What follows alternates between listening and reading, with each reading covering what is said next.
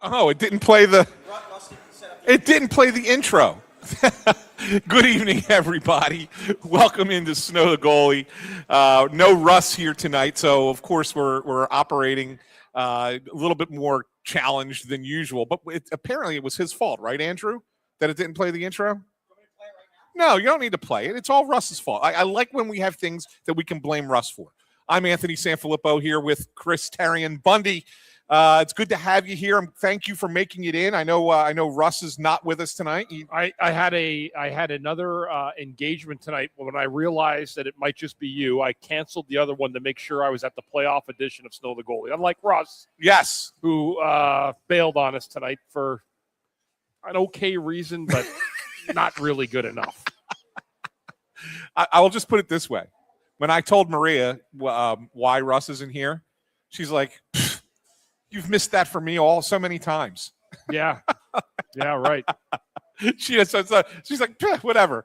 Anyway, good evening, everyone. Welcome in. We are live at Chickies and Pete's in Drexel Hill, PA, my hometown Chickies and Pete's. And we've got a lot to talk about tonight. I have a feeling this hour is going to fly by pretty quick, Bundy.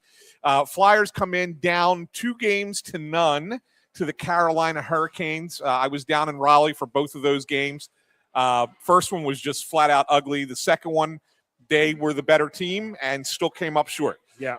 We'll get into all that, but I think we need to tackle the news of the day first and foremost. I was over in Voorhees earlier today when Rick Tocchet announced that Noah Cates will be out for the remainder of the series with a lower body injury. But what I can tell you is that it looked like he took a pass or a shot. I wasn't exactly sure what the intent was in the first period, about 8 minutes to go in the first period, off of his right foot. Right. All right. And if you go back and look at the video, I believe our friend Jackie Spiegel from the Inquirer has it up on her Twitter account. It looks like that's when it happened. You could see that he's a little hobbled afterwards. You've been in that situation where it hurts, but you could still play through it until you take the boot off. Obviously, that's when things get worse. After the game is over, we're doing post-game interviews, and then they tell us, okay, we're going to go talk to Rick Tocchet in at the media room. So you have to walk back past the Flyers locker room to go to that media room. And as we're walking back, there's Noah Cates riding on one of the equipment trunks that's on wheels, being pushed by the trainer, and he's holding Cates is holding a walking boot in his hand. Right. So you knew then this wasn't a great deal for him, and now all of a sudden he's going to miss. This is a big miss for them, buddy. Yeah. They're losing Noah Cates is probably bigger than most people realize. Yeah, it's a huge injury because he brings such good two-way play to the Flyers team, and he does a great job defensively checking, keeping guys at bay in the D zone when they're making plays. So, yeah, that'll be a big loss. He really, really fills a void on a lot of those lines for that defensive prowess and also some of the offense that he's provided late down the stretch for the Flyers this year playing with Mishkov. So, yeah, that's a tough injury to absorb, but the Flyers are going to have to figure out their way through it. Yeah, and we'll talk a little bit about how they're going to work their way through it. But one of the things I wanted to just focus on Noah Cates for a second. Tocchet talked about, he said, the Stankoven line has been a little bit of an Achilles heel for them. It was for Ottawa as well. They were great in that series against Ottawa. But that Tocchet at least felt they've done a nice job against the remaining three lines that Carolina has. And the rest of them haven't really, done a lot. It's only really been the Stankoven line, especially 5-on-5. When you lose Noah Cates, who is a down ballot Selke guy, right? He's going to get some 4th and 5th place votes, whatever. Right. But when you lose that kind of player, and he's an all situations guy. I mean, I know the power play stinks, but he's on it. Yeah. He's one of the key people on the penalty kill. Yep. When you lose that player, and you're asking multiple guys to fill in those roles, while some guys might step up, you just can't fill all those holes, can you? No, not with replacing a guy who does a job so well like Kate. So you're going to ask other guys. Guys are going to have to slot up in the lineup or slot down in the lineup, depending what they're going to do. They'll move Zegras back to center now. Yep. That'll give them their 4 centers again for tomorrow night. Zegras, Couturier or Glendening, depending on how you look at it. Call it Coots for now. Dvorak and Denver Barkey. Denver Barkey, right. Yeah. So that's exactly what Tocchet told us today. It's going to be those 4 guys that are going to play in the center role. And let's talk about Denver Barkey first, because I think he's been a real interesting guy in this series. Ever since he gets moved to the center spot, he got moved there like partway through game 1. It looked like he just looked better in that role than on the wing. I don't know what it is. Yeah, he looks like he's like kind of like adopted that position and made it his own here, But he plays the game so fair. The way that he attacks the game, the way that he plays the game, he goes to the front of the net, he goes into the gray areas, he tries to win puck battles in the corners. I mean, he does everything you think a guy that's 6'3" would be doing, but he's 5'7". I mean, he's a tiny little guy. Yeah, he is, and it's interesting, right? Because you wouldn't think that a guy of his size and his stature would be successful in any way playing that position. And yet I think he uses what he does really well, Bundy, is he's such a smart player. It's his hockey IQ, right? He knows how to he can figure out where he needs to be and what he needs to do. And he can process that very quickly. Yep. Right? And I think that's what I like about him. I'm not telling you, sitting here trying to tell you that Denver Barkey is going to be a superstar player, but what I'm telling you is that he's not going to hurt you. No, he's not. Right? He's going to make the right play 95% of the time. He's going to try to get into the gray areas 100% of the time. Right. I mean, the only knock on him is his size. Right. That's it. I mean, he plays the game like a warrior, like a bigger guy, but he's just not that big not a big man of stature at all. So he's got to find ways to get around that to make up for his lack of size. One of the things that I found interesting when we were talking about Barkey today was Rick Tocchet said that a couple weeks ago, and the first time that this discussion came up about Denver Barkey potentially being a center was a few weeks back towards the end of the regular season. And they were having a discussion about, like, there were some issues at center and they were trying to figure some stuff out. And Tocchet goes, I'll be honest with you guys, Jonesy came up to me and said, don't be afraid to try Barks at center. Yeah. Kind of interesting, right? That came from Jonesy. Yeah. That he was the big advocate for Denver Barkey there. Yeah. And it takes a lot to move a guy off that spot onto a center line from moving from the wing, especially being such a raw guy, right? Playing in this league for the first time. Right. And getting acclimated to it. So no, I mean, he's done a really good job. And it shows you the Flyers, that they're by committee. Everyone's can wheel around some suggestions, but that's a good one by Jonesy to say, hey, give him a shot at center. It may be a pretty good thing. Yeah, for sure. Now, as far as other places that you got to replace Noah Cates, I think the one that's more important is the penalty kill. Like at the power play, you could throw 5 names against the wall and say, all right, let's try these 5 guys. It's not a good power play. But let's say penalty kill.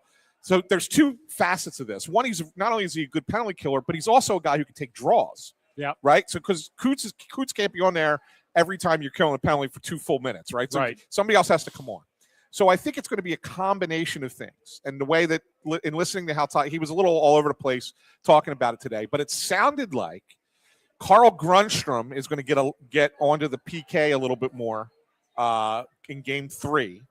But that when they need a draw and you can't go to Couturier, it's going to be Christian Dvorak. Okay. That gets that. Okay. So that's what it sounds like they're going to do there. You've been around hockey for so long, and you look at a guy like Carl Grundstrom, hadn't played at all in the playoffs, right? Comes in game 2. I thought he was really good. Yeah, early he was. Yeah, right. Yeah. I mean, the fourth line just in general, right, was good. I mean, he makes the play that leads to Couturier's goal. He forces the turnover and then makes the pass to Coots right out in front. A guy like that, I mean, he's been around the league for a long time. He is kind of that fringy 12th, 13th forward kind of guy.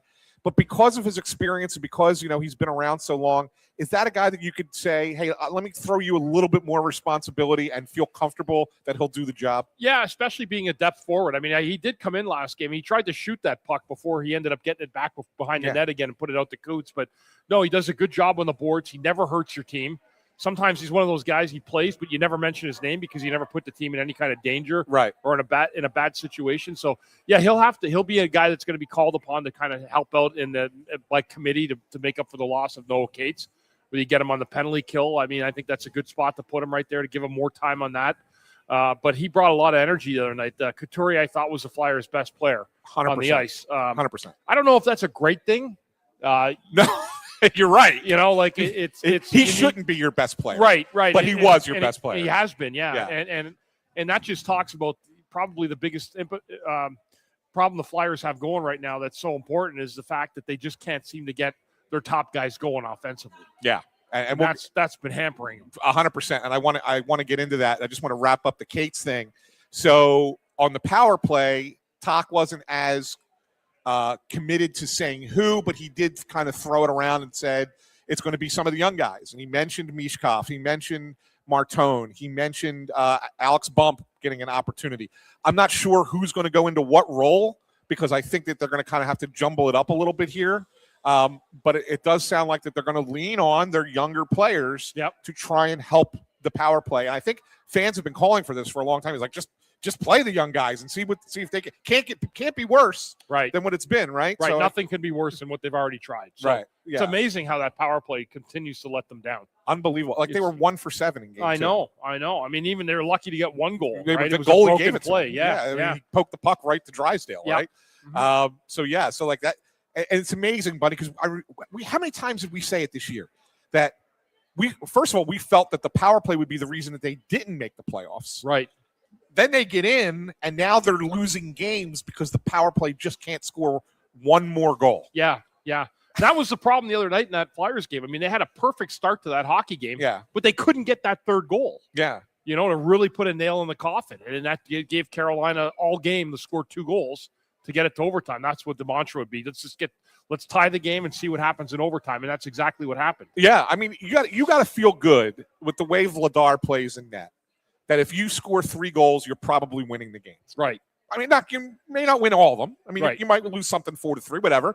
But probably about 85% of the time, if you score 3 goals with him in net, you're going to win the game. Most of the time, yeah. Right? Like that's really what it comes down to. You just got to get that third goal. And Talk even said, you know, I asked him about this, and he said, we had so many chances where we have a guy right in front of the net with the puck, and it's making the right choice of where to go. Yeah. And you have an easy slam dunk goal, and they don't make the right choice. Yeah. It hits a stick, it gets deflected, whatever. Yeah. And it's like, that's frustrating because the play is there. Like, it's drawn up right, and the play is there, and they're just not making that play. Even going back into overtime, I mean, they had multiple 10-bell chances to end that game. Oh, my. Overtime was unbelievable. It was crazy. I mean, how many chances the Flyers had in tight where Anderson made a great save. And then, of course, the one that we'll never forget is the TK breakaway, right? So, I mean, that one really stung. I don't know if he hit the net or if it actually went off of Anderson. They'll probably tell you it hit Anderson, but I'm not sure it did. I don't think it did. I thought it just went wide. Yeah, that's what I thought too. I think it was just wide. Yeah, like I don't think it got credited with a shot on the play. Like I went back and I was keeping an eye because they were pouring it on with shots, and I was thinking, look, you're not going to score on every breakaway, right? So it's not like you're going to sit there and say, oh my God, he needs to score. How bad is it the connecting doesn't score? But make the goalie make a save, right? You got to force him to make a save, right? Because you never know if he makes the save, maybe he kicks it right back to you, and then you have an open net. Who knows what happens? It still might not. You might not score, but at least you gave it an opportunity. By missing the net entirely from 10 feet away, that just can't happen. And he took the one thing about Konechny is he will always be accountable. He took it on the chin. He said, I got to score there. It's a different series if I do my job, whatever. All understandable, all appreciated, right? But Travis Konechny is a guy that needs to score more. I know he's got 4 points in the playoffs. It's not great, but it's not terrible. But he needs to be better. And it's just, talked about him and Forster today and said, look, they're not killing us in response like other areas. The guys are responsible. They're doing what they're – and that's all well and good, and I get that. But when you're the guys who are being paid to be the goal scorers, when you're being paid to be the people who are going to carry the team offensively, and all you need is that one more goal and you cannot provide it, right? That's where you're coming up short. Yeah, in my mind. And absolutely. And then, that was a big spot in this series. Yeah. Was that missed breakaway opportunity. And again, I'm not going to rag a guy because you could take a breakaway and you're going to get stopped probably 80% of the time anyway, right? Based on the odds of you scoring a breakaway goal. Right. But you got to give it a better chance. And the fact is he's the highest paid Flyers forward on the team. Yes. And that's when your bread is not buttered in the regular season. It's buttered in the playoffs. That's where you make your hay. That's where your name lives in infamy, is what you do in the playoffs, not the regular season. Correct. And look, I know everybody wants to rip him for the fact he only has 2 goals in 30 playoff games. I get it. The previous 22, right, were at a time when he wasn't – the first time around he was a rookie. Right. So, you got to let those slide. And then the other one was in the bubble, right, where it was just a different environment. Like it's a whole different world. That was a whole different world. So I don't really put those first 22 on Konechny. But do I put these 8 on Konechny? 100%. Yeah. 100%. You are the guy now. You are a team leader. You're supposed to be that offensive player, even more so when your leading goal scorer, Owen Tippett, didn't play in those games. Right. Right? Like, right. Now you have to be the guy to be the man in that spot. Yeah.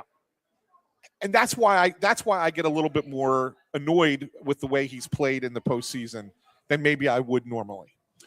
Yeah, and I understand. I've been in a couple Wawas the last couple days, and people stop me, and the first thing they talk about is Konechny. Yeah, it's funny how it goes. Yeah, what's up with Konechny? There's no real answer. I agree with Tockett's assessment on him, man. Yeah. He's not hurting you in other ways. No, he's not. He's not hurting you. He's playing a good brand of hockey. The puck's just not going in the net for him. Yeah, and it's the same thing with Forster. It's the same thing. Forster's really in a pickle. I don't think he has a point yet. No, right? he's no points, and he's a -1. Right. I actually asked him today, and I said, listen, because somebody else asked him. They said, how do you feel that your game's been going? And he said that, he talked about how tough it was, especially against Pittsburgh. He said, but he's really felt that his last 2 games that he's played a lot better, that he's been better defensively, that he's been good on the penalty kill, things like that. And he's like, hopefully, in one of these next couple games, one of them will go in for me. Right. I mean, that's kind of his mentality.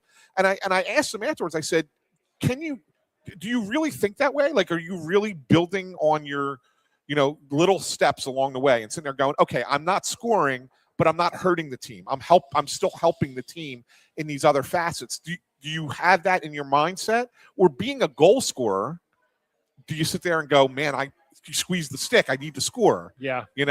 And he said it's tough out there. He says it's tougher now than it was in the regular season. Big time. Right? And so, it's kind of it's the Tocchet line. I'm going to use it. I've never said this phrase before, but Tocchet says it all the time. It's a learning lesson. Yeah. And he said the same thing. It was it's a learning lesson for him as a player. And he's young, right? Yeah. And so he needs to learn how to take that next step. Yeah. And that's why they're sticking with him. That's why you don't pull him out of the lineup. No, you never take him out of the line of Forster. Right. No way. No. Right.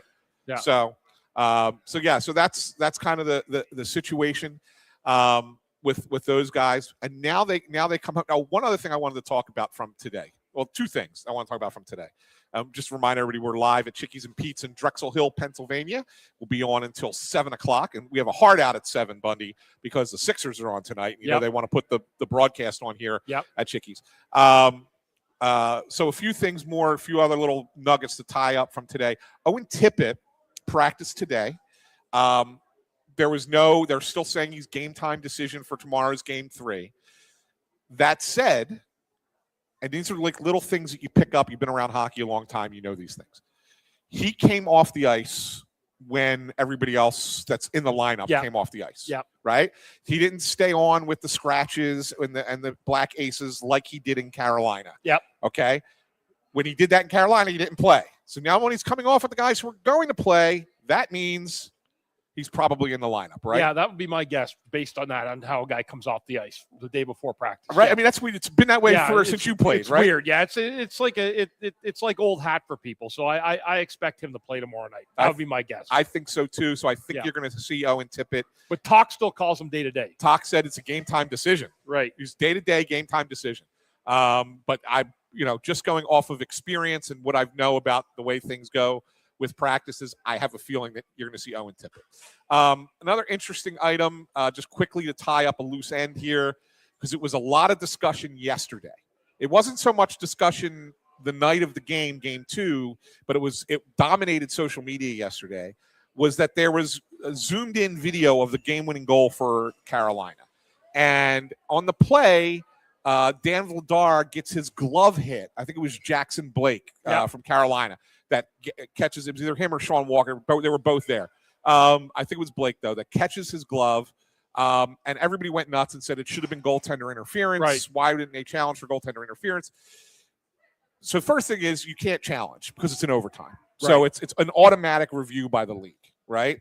And if you watch the game, Tocchet stays on the bench, Vladar stays in goal. Mm-hmm. They're waiting to see if the NHL wants to call the referees over to review it. Never happens, and game's over, right? So then the video comes out, and everybody's going nuts that it should have been goalie interference. So I asked Dan Vladar about it today, and I said, what do you think? He said, in the moment, I thought it could be interference. In the moment. He said, but after I got a chance to watch the replay and talk about it with the video coaches, it's not. And he says, the reason it's not, he says, although most of my body is still in the crease, my glove is outside of the crease. Right. So the players who are all players have the same right to go after the puck that he does outside the blue paint. Yep. And so because of that, somebody hitting your stick or bumping you or whatever, it's not interfering with the goalie. It's only interference with the goalie in the crease. Yep. And so because of that, it's not a penalty. And that's from Dan Vladar. Said that to me directly today. So everybody can put the conspiracy theories away. They can put away the refs stink, although I do agree the refs stink, but they can put that part away as well.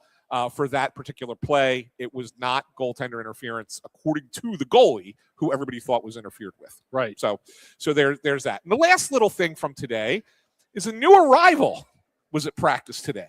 Yeah, Jet Luchenko. Jet Luchenko was at practice today. Interesting little development there. Obviously, his team just lost, right? Brampton just got eliminated in the OHL playoffs. A little bit of a surprise because that team was pretty loaded. Is it Brampton or Brantford? Brantford, I'm sorry. Brantford, right. A little surprised. Everybody thought that they were going to go pretty far. Yeah. And so immediately they bring him in.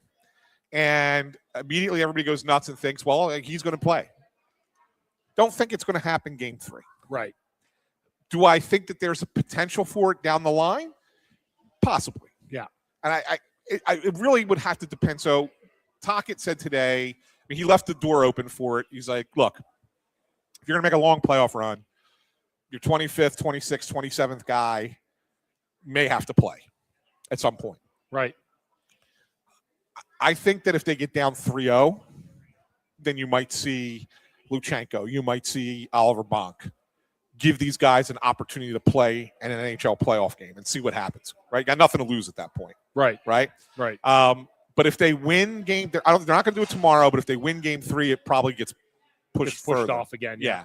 I think that's important. And you're also not going to bring a guy in who hasn't been around the team all year after one practice and say, go out there, most important game of the year. Go get him, Tiger. Yeah. Yeah. Right. Yeah, no, I know that's a tough spot to put a guy in, but he's here for a reason. I know to give him some experience to see what it's like being around the playoffs. He hasn't been around it either. Right.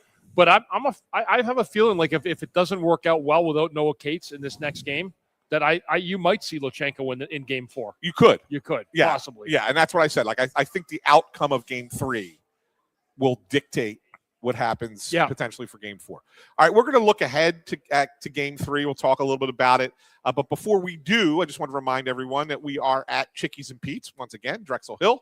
And Chickies and Pete's is the place where we're at for every Snow the Goalie, usually every Wednesday. We've had a couple that have been shifted to other days for schedule purposes, but usually every Wednesday. And we will continue to do them as long as the Flyers are in the playoffs. And we will do one to wrap up the season as well whenever that ends, whether it's next week or sometime in June. We will continue to do them and do a wrap-up show as well. Chickies and Pete's, 17 locations in the Philadelphia area. Great food. Bundy got his classic order today. You know what I went with today, Bundy? They had a special for the Flyers playoffs. The old hat trick sliders. I went with today. Little three hamburger sliders. They were awesome.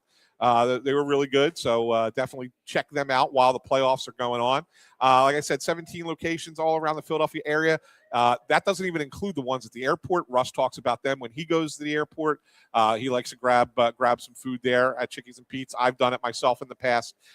Great spots there, and of course there are 2 locations at the Xfinity Mobile Arena where you can have them in the East Food Hall and outside Section 103. So be sure to check out Chickie's and Pete's. Wherever you are, whatever in any area in the Philadelphia market that has one, great food and great environment and great sports. You want to watch the games, TVs out the wazoo. I mean, there's like 9 televisions. TVs everywhere. It's great. It's awesome. It's awesome. Great spot. Definitely go Chickies and Pete's. All right. Before we get to game 3, we have to do the other thing that we do usually at the halfway point of the show every week. And that is to determine who our Payroll Service Solutions Player of the Week is. And that's brought to us by Payroll Service Solutions. Call them today at 1-866-PAY-EASY. Bundy, this is a tough one because they've only played 2 games since last week, and both were losses. I think to me, it's one of 2 players. I'm going to see who you pick, and then I'll tell you if I agree with you or if I have one other guy that could potentially be. I'm going only one player, and it's the only one guy I have in mind, and that's number 14, Sean Couturier. Yeah. I thought he's been brilliant for in the last series. He's been outstanding the first 2 games down in Raleigh. In this series, he's my Payroll Service Solutions Player of the Week. And I agree with you. And the only other one I was thinking was Barkey, because Barkey in those 2 games, I thought he was their not a lot of guys played well in game 1. I thought Barkey did. Yeah. I thought he was their best player in game 1.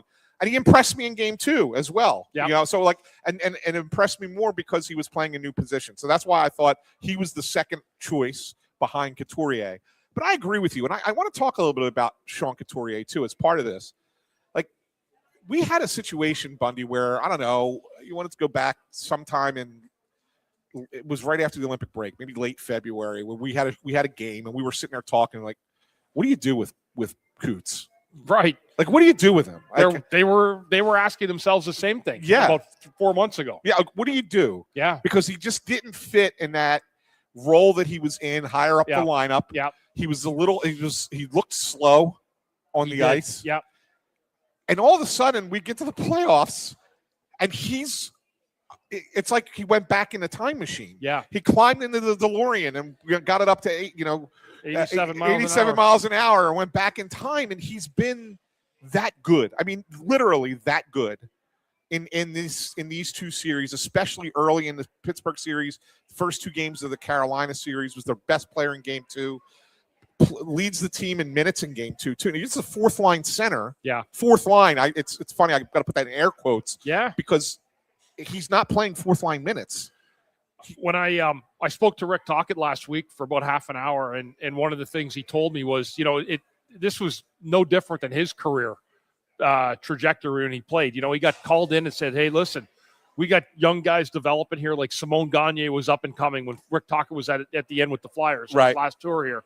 And I was on his team with him, and he basically said, you have like a couple roads you can go. You can be really supportive, you can be a good leader for these guys, or you can drag your feet and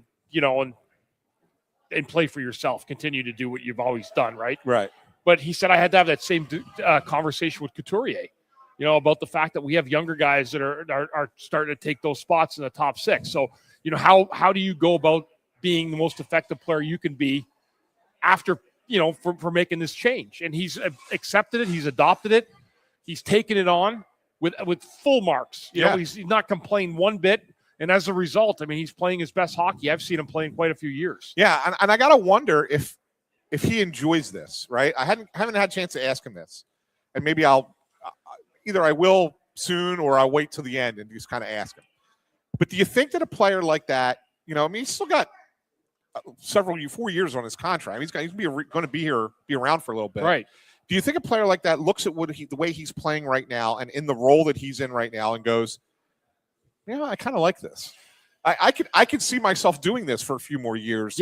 Like this and be an effective player and be worth it to keep him on the team. And obviously he's a well-respected leader. He is. Right. And so whereas a couple of months ago we were talking about, do they buy him out? Do they find a way to trade that salary? What do you do? Now you look at it and say, keep this guy, because if he could play like this, if he could be this for you in the postseason year after year after year, My goodness, that's a big addition to the team. Yeah, it sure is. And it hasn't taken a ton of his minutes away from where he was before. He's still getting, depends on how he's playing and what the scenarios are, he's still getting 18 to 20 minutes. He had 24, I think it was in game 2. Yeah. I know I went overtime, but still, he had 24 minutes. Yeah, but say that's 20 after 3 periods. Yeah. Right? And that almost went a full period in overtime. But he's reinvented himself with a positive attitude on the ice about how he plays, accepting who he is as a player and what he brings best to a team now at this juncture of his career. He's been unbelievable. He's been really, really fun to watch. Yeah, it's been great. It's been really it has been fun. That's the thing, because you kind of always felt bad, right? Because he was always such a good player. Then the 2 back injuries really, really hurt him. Really set him back. He was a shell of himself. Yeah, and you felt bad because you knew that this wasn't a player who's a dog or like just I got paid and now I'm just going to just skate through this contract. Like, I mean, he was never that guy. You knew he was working his butt off to get back and everything else. And you wanted him to succeed. And you were just kind of at that point where it's like, I feel bad, but yeah, you got to move on. You got to figure out something else to do. And then it came out of the blue. Yeah. It came out of the blue. And that's what's made it fun. It's such a pleasant surprise to watch. Yeah. It's like you picked up another player. Yeah. Yes. Yeah. It's like you acquired a depth winger or depth center winger. Yeah. / with Glendening. That's ended up being terrific for these last 3.5 months since he's been playing. 100%. Yeah. So there you go. So Sean Couturier is your Payroll Service Solutions Player of the Week, brought to you by Payroll Service Solutions. Call them today, 1-866-PAY-EASY. For all, if you have a small or medium-sized business, they can help you with all of your payroll needs. Once again, you can call them today at 1-866-PAY-EASY. All right, Bundy, Game 3 tomorrow night. We have a must-win, right? Situation. Must-win game. Yeah. Do you think? I mean, again, young team. There's some veterans, but young team. If a young team plays the way it played in Game 2 and loses that game, and as a gut punch, as what that was, do you feel like that they just go, oh, we can't win now, or do they look at it and go, you know what? Damn, we were that close. We almost had it. We were the better team in a playoff game than the number 1 seed in the conference. Now we're coming home. We're going to go out there and do it again, and we're going to take that game, and then all of a sudden we have all the momentum. Yeah, I mean, they can take back all the momentum with 1 win tomorrow night. Yeah. And then you put more pressure on Carolina to try. They're the team that's supposed to win the series. Everybody's picking them in 5 games, 6 games, mostly 5 I've seen Carolina in. But no, this is the Flyers season tomorrow. I mean, let's make no mistake about it. If they lose that game, they're done. Right. They're finished. They're not coming back from 0-3. Right. Against Carolina. I mean, stranger things have happened, but I just don't see it happening. Right. I'm not confident they're coming back from 0-2 because you got to beat them 4 out of 5, right? Yeah. So I think that Game 2 was the ultimately when we look back at this series will be the game that decided this series, right? Yeah. But I'm with you. I even though I'm the guy who picked Carolina in 5, I sit there and say, you win this game, you make it a series. Like, I think you can get back into the series. I'm still not sure they can win it, but I still think maybe you can go more than 5 games. Yeah. If you win tomorrow night. Yeah, and it has to be tomorrow night. Like, they have to have their A game tomorrow night. Yeah. And they have got to figure out a way to get that 1 win. That's all they're worried about. The Flyers should treat it like they're down 3-0 right now. Yeah. And be laser focused on 1 game at a time. Yeah. And that's it. Don't look beyond that. Just look in the moment to that 1 single game that you're about to play, and that's tomorrow night at 8:00. Yeah, and it's funny, Bunny, because we all get mad at cliches, but the cliches are what matter right now, right? 1 game at a time, 1 period at a time, 1 shift at a time. Like, that's important right now for the Flyers. They have to play that way. They can't think ahead. They can't think, oh, well, if this happens, then they have to really be that hyper-focused, uber-focused on what they're doing every time that they step on the ice. Yeah, and that's exactly right. You got to be laser-focused on the job at hand because there's not a lot of room for error. There's just not a lot. You can't give a lot back to Carolina because the one thing with that team, they make you pay for your mistakes. Yes. They really make you pay for being dumb with the puck or making bad mistakes. I think the Flyers, one thing that they can do a better job of tomorrow night is shoot the puck more. Mm-hmm. They did it a little bit more in overtime, but I think they're trying too many backdoor plays and soft area plays that aren't there, they're getting knocked down by Carolina or they're getting a stick on the ice to block them. The Flyers need to have more of a shooting mindset tomorrow and then attack the front of the net. Yeah, and I'm with you on that because I think that they learned a little bit of something from the overtime. Like they dictated play in overtime. They did all the way through. The entirety. Yep. I know Carolina had 7 shots, but whatever. But it was all Flyers in overtime. Yeah. And that's how, if they could take that and channel that into game 3, yep, you're going to win the game. That's what I was thinking. That's the other recipe. Night. Yeah, absolutely. Even when I was watching them play, I said to myself, no matter what happens in this game, this is what you have to bottle right here. Yeah. And then bring it out next game. Yeah. That's the kind of way you have to play against it. Because for the first time in that series, and for the first time I've seen Carolina play the Flyers all year, they were the ones that didn't have a clue what was going on. Right. They didn't know how to defend it. They weren't able to stop it.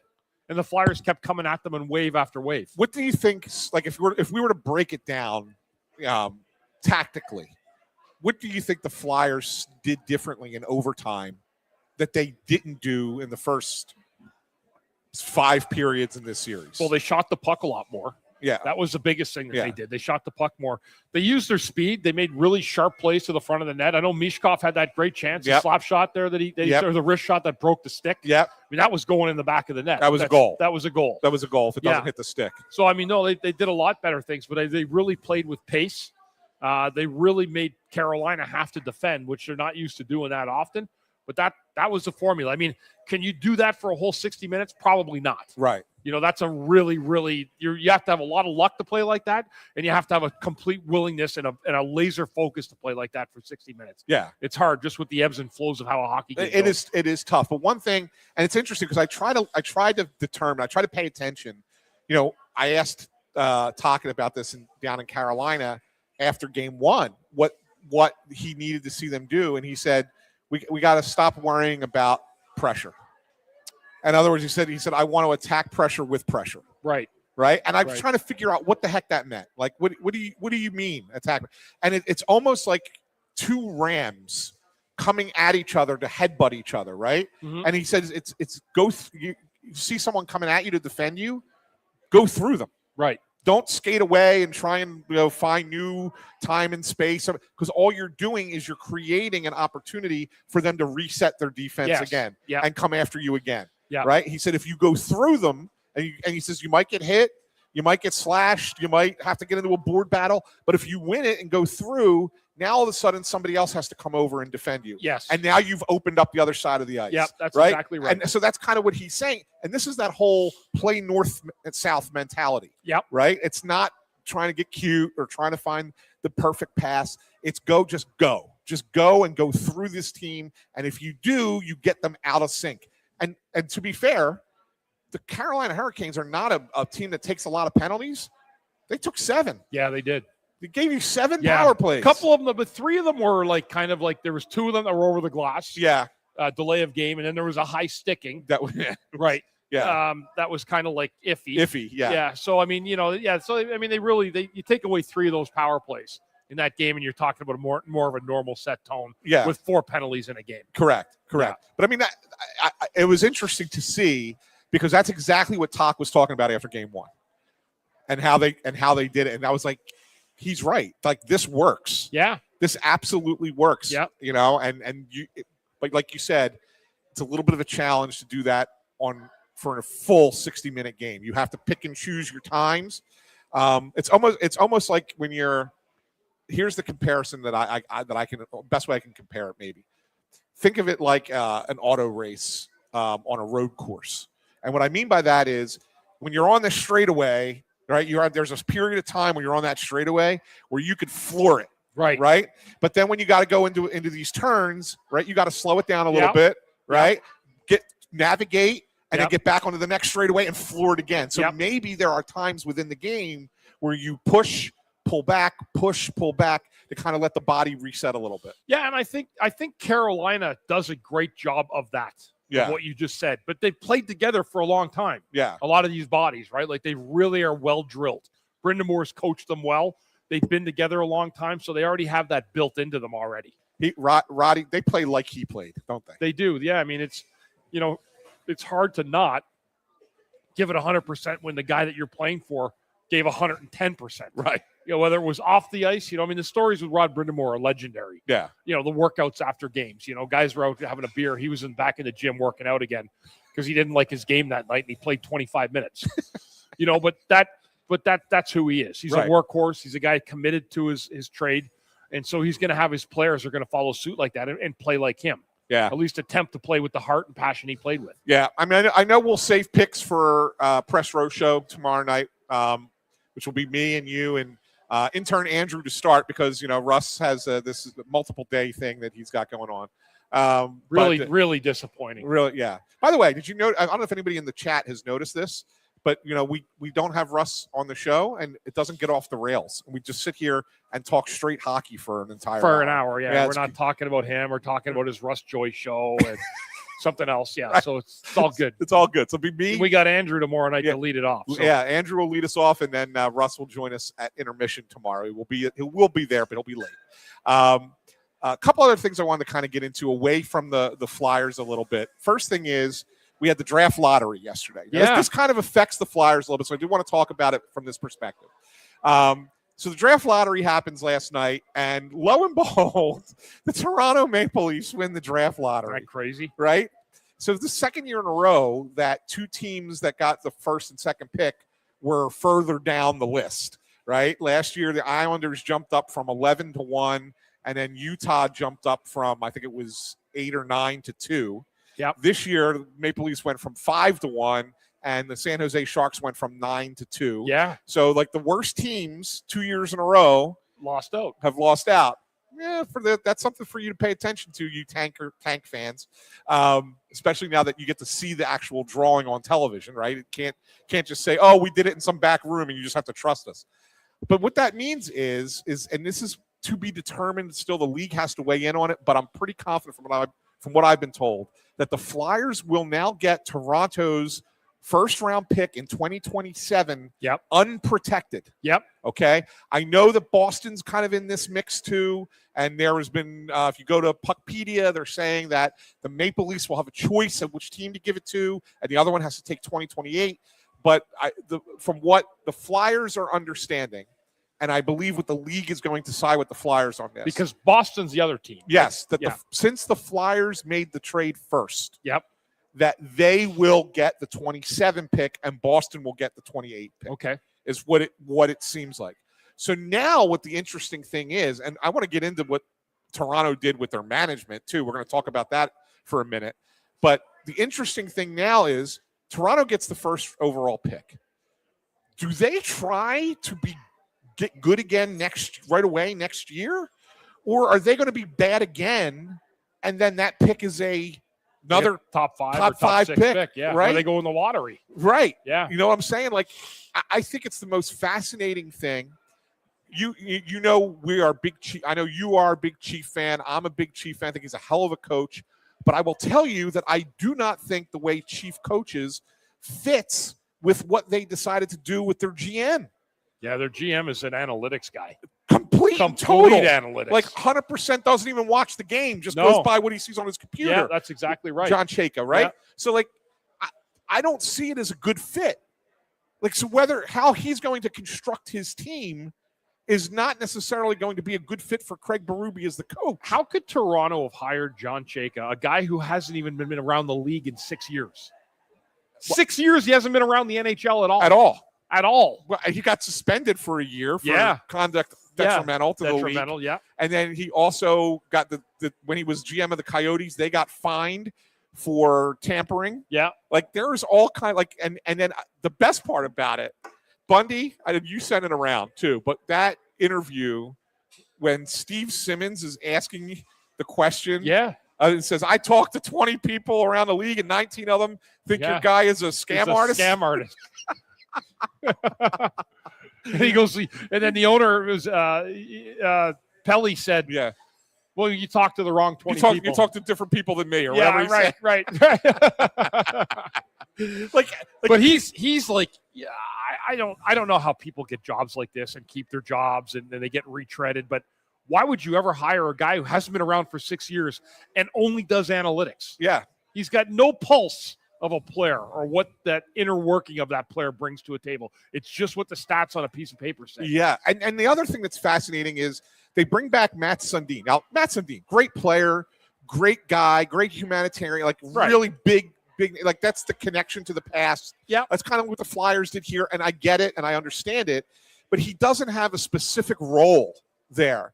It's kind of like a hybridized, he's not the president of hockey operations. He's just kind of like this special consultant to the GM, like whatever the heck his title is. I don't know. So nobody really knows what he's going to do, but he's been out of hockey for even longer. Yeah. Like he hasn't even worked in hockey. He doesn't even know anybody in the league. Like, like it's a fascinating thing.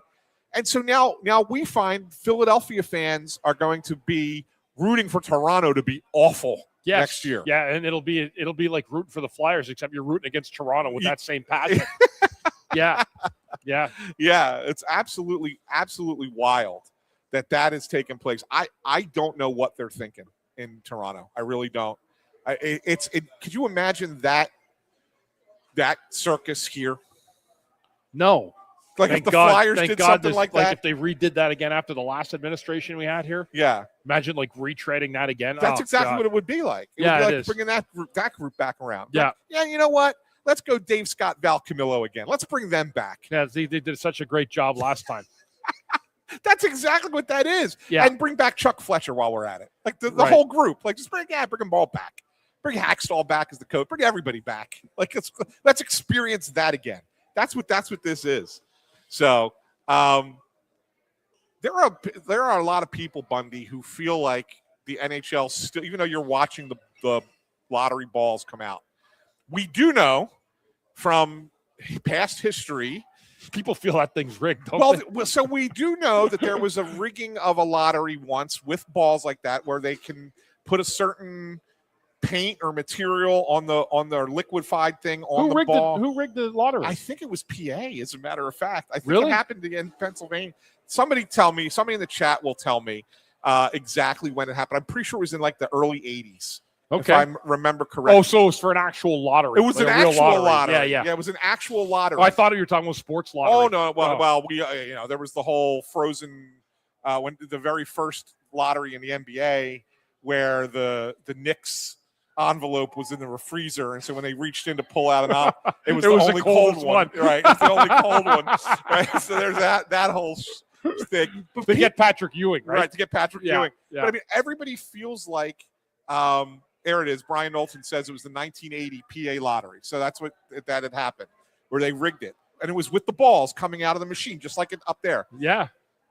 We've seen this now 2 years in a row in sports. Like last year, there was a lot of people who felt like the NBA might have rigged it for Dallas after they screwed up with the whole Luka Doncic thing. Does Toronto, because of they're the biggest market in Canada, they had this whole debacle with their GM situation. Do they make it so that the Toronto Maple Leafs are good again quick? Do you buy into any of this conspiracy stuff? I don't. I don't either. I first of all, my biggest issue would be, do you think the NHL or the NBA or any league for that matter would put a multi-billion-dollar asset in jeopardy and at risk of having a fake lottery system going on for your draft? Could you imagine like the scandal that would be? That would be incredible. If somebody unearthed a sports league fixing a lottery. Yes. Like that would be insane. It would take down sports. It would take down sports. It would be the be-all, end-all of sports. It would take down everything. If that happened. Yeah. If they were rigging things for certain teams to win, it would because of the money.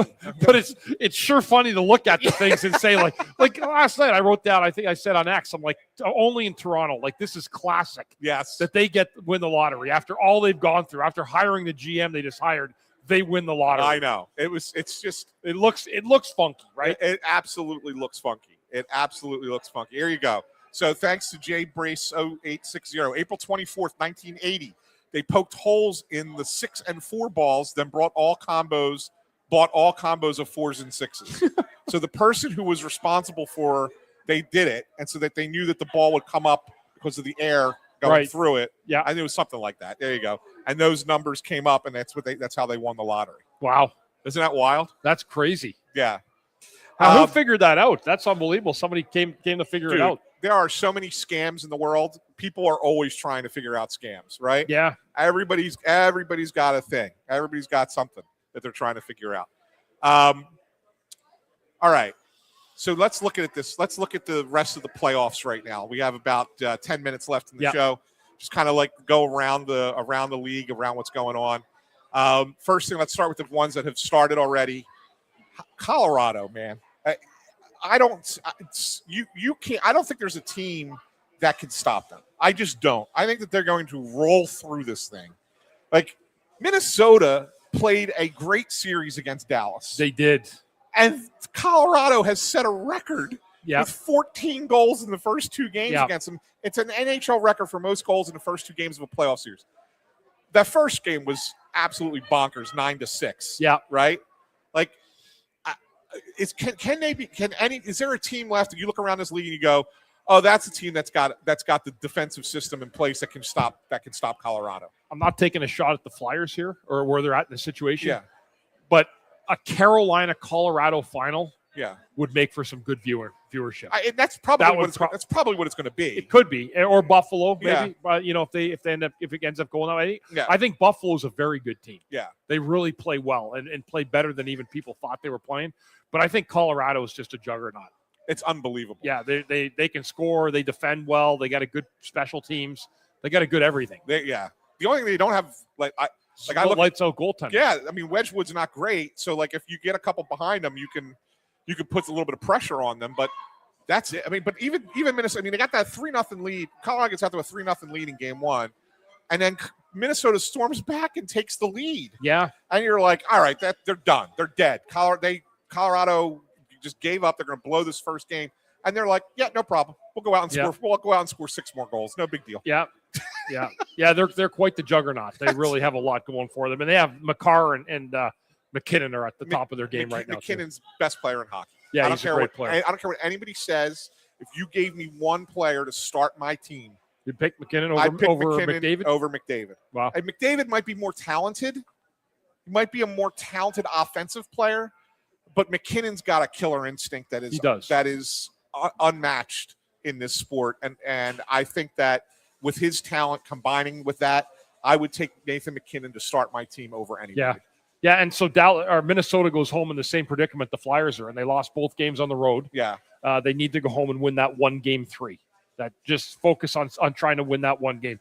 Minnesota's got a great hockey team. They do have a good hockey team. They have a really good hockey team. They're just down 2-0 against a better team. Against a team. It's like the Flyers. The Flyers have a good hockey team, but they're just down to a team that's really been on laser mode for quite some time now. Yeah, for sure. All right.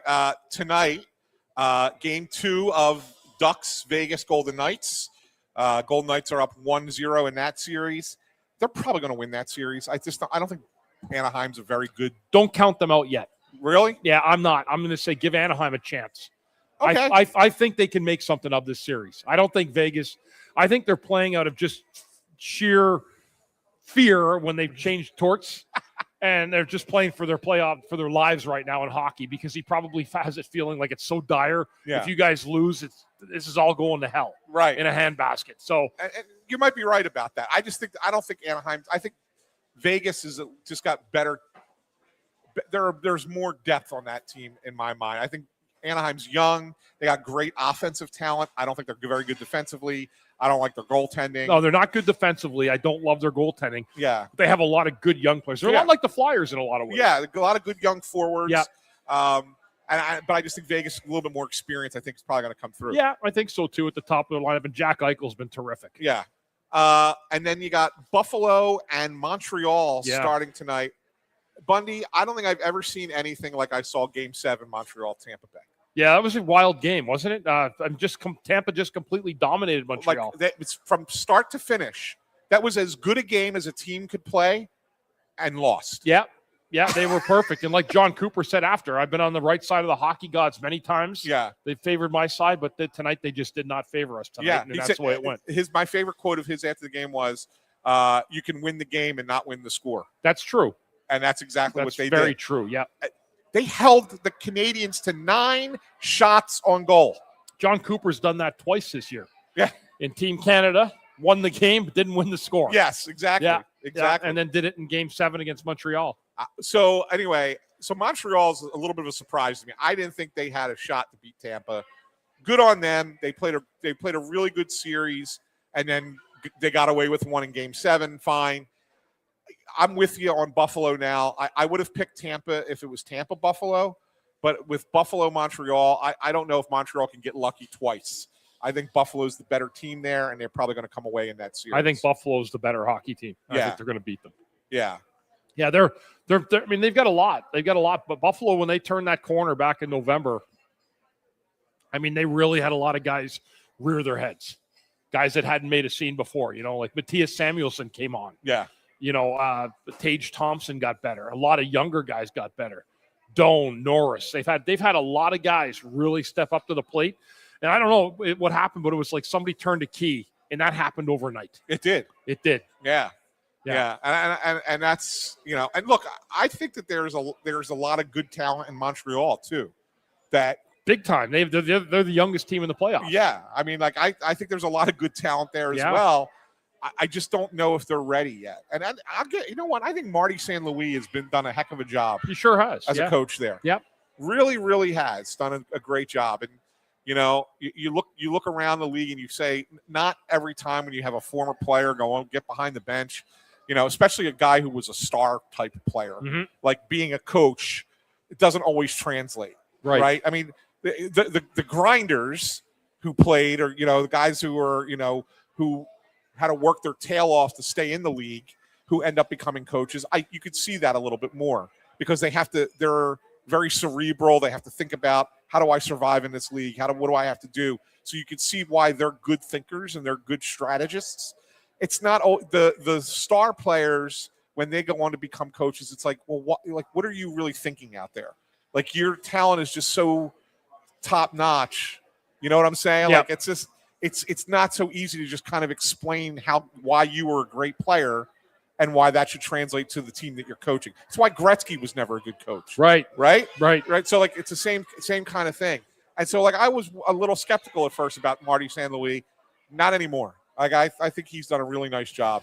Yeah, you have to change that mantra of you being a star player as a player to you being a player's coach. Yes. Right, where you got to take that whole stigma off and not wear it anymore, because the players, they'll respect the fact that you were a star player, but that's not the selling point anymore. It's you being a good coach. That's what sells the player. Right. And they're going to buy into what you're saying because they know that you've been there, done that. Right. But you can't have that air about you. Yeah. Right. You have to come down to their level. You have to, ground yourself a little bit. And it seems like he's done that. They seem to enjoy having him as a coach. He's very, very good with the players in the locker room. Did the Wolf of Wall Street the whole Wolf of Wall Street thing, right? We're not leaving. Yes, that's great. It was so good, so good. So yeah, I think they're going to be a tough team in the future. But I agree with you that I think Buffalo is the team that's going to win that series. There's a lot of up and coming young teams in the East: Philadelphia, Buffalo, Montreal. I'll leave Tampa and Florida out of it right now because I still think they're an aging group with some good young players. Yeah. But Philadelphia, Buffalo, and Montreal, I mean, they're there. They're loaded with young talent. Yeah, I agree. And it'd be interesting to see what happens. Bundy, last thing before we wrap this thing up. We saw Dan Vladar steal Game 6 against Pittsburgh. Like, he was sensational. I thought he was really good in Game 2 as well. He makes 40 saves, whatever, and they still lose the game in overtime. Does he have to be the guy that steals Game 3, or does somebody else have to come in? And does the other players have to come in and win one for the Flyers? I think he needs to be really good. Yeah. I think he's really going to have to come in and be on top of his game for the Flyers to win tomorrow night. Yeah. I really feel like that. Just the way Carolina goes, like, they're a better team than Pittsburgh. Yes. They can score in more ways than Pittsburgh could score. So I really think in a situation like that, in a game that you have to win, your goaltender's got to be your best player. Agreed. Well, that'll do it for us here on Snow the Goalie. Thank you for tuning in on this episode. We will be live at Xfinity Mobile Arena tomorrow night for Game 3 for the Press Row Show. Pre-game, first and second intermission if there's overtime, and then the post-game show with me, intern Andrew, Bundy, and then Russ will join us at some point. So be sure to tune in. Thanks to everyone here at Chickies and Pete's of Drexel Hill. We will be back next week at a different Chickies and Pete's. We won't know yet where or what day, because it all depends on what happens in this series. But as soon as we know, we will let you know. Thanks to Chris Ermer, our engineer, and intern Andrew for pushing all the right buttons. And we will talk to you tomorrow night for Game 3 of the Eastern Conference semifinals between the Flyers and the Carolina Hurricanes. Thank you, everyone. Have a great